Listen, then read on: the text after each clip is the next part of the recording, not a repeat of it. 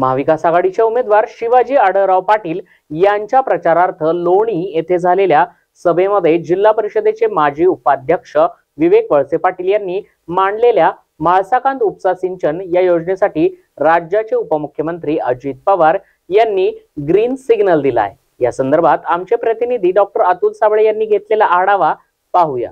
आणि सर्वेक्षणासाठी देखील जवळपास 22 लाख रुपयाचा निधी त्या ठिकाणी उपलब्ध करून दिला।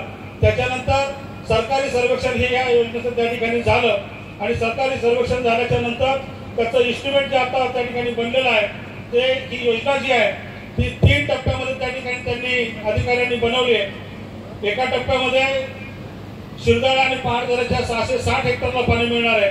दुसऱ्या टप्प्यामध्ये खडकवाडी आणि दामणीच्या 750 हेक्टरला पाणी मिळणार आहे आणि तिसऱ्या टप्प्यामध्ये लोणी वडगाव पीर मांदळवाडीच्या 1450 हेक्टरला पाणी त्या ठिकाणी मिळणार आहे।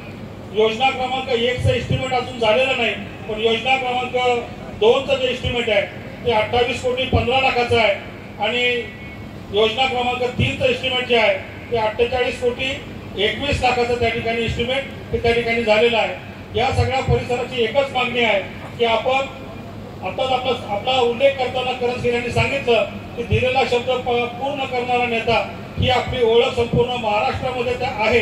त्याचा अनुभव घेण्यासाठी आमची ही जनता आतुर आहे। या योजनेच्या माध्यमातून या परिसराचं स्वप्न पूर्ण करण्याचं काम आपल्या हातून व्हावं ही मनापासूनची इच्छा आणि मनापासून या सगळ्यांच्या वतीनं ही मागणी मी या परिसरासाठी करतो।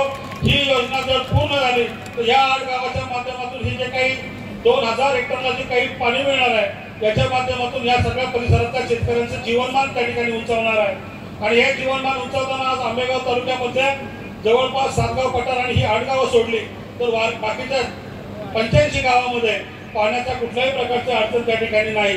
आदिवासी भागात थोड्याफार प्रमाणामध्ये आहे, परंतु खालच्या भागामध्ये जर पाहिलं तर 7 गाव पठाराची 7 आणि आपली 8 15 गावं सोडली तर पाण्याचा प्रॉब्लेम कुठल्याही प्रकारे त्या ठिकाणी नाही। क्षेत्र कमी असताना देखील भीमाशंकर सहकारी साखर कारखान्याच्या माध्यमातून चांगलं काम करण्याचं, चांगली शेती करण्याचं काम आमचे सगळे बहादर शेतकरी या ठिकाणी आतापर्यंत करत आलेले आहेत। याही शेतकऱ्यांना पाण्याची उपलब्धता झाली, संधी मिळाली तर त्यांच्याही पेक्षा जास्त कर्तृत्व या शेतीमध्ये दाखवण्याची दमक या सगळ्या शेतकऱ्यांमध्ये त्या ठिकाणी आहे।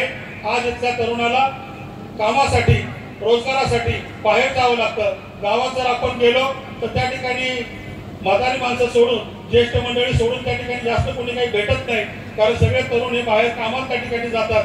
तुम्हाला देखील आज या ठिकाणी आल्यानंतर 15-20 मिनिटं अर्धा तास त्या ठिकाणी थांबावं लागलं। त्याचं देखील कारण तेच आहे, कारण तरुणांचा जर ओघ असला तर निश्चित त्या ठिकाणी 4ची सभा आहे, 3:45ला मैदान भरलं असतं। ज्येष्ठ मंडळी अगदी थोडीशी सगळं बाकीचं सगळं आवरून आणि या सगळ्या गोष्टी पाहून त्या ठिकाणी आले, त्यामुळे आपल्याला थोडं थांबावं लागलं आणि ही परिस्थिती या परिसराची बदलायची असेल तर एकच त्याला मार्ग आहे आणि तो म्हणजे म्हाळसाकांत पाणी पुरवठा योजना। ही योजना पूर्ण करण्यासाठी आपण प्रयत्न करायचा, तसा शब्द या सगळ्या जनतेला त्या ठिकाणी द्यावा अशी मी या सगळ्यांच्या वतीनं तुम्हाला मनापासून विनंती करतो। आज या परिसरामध्ये तुम्ही सर्वजण आलात, तुमचं पुन्हा एकदा मनापासून स्वागत करतो आणि माझे 2 शब्द थांबवतो। जय हिंद, जय महाराष्ट्र। धन्यवाद।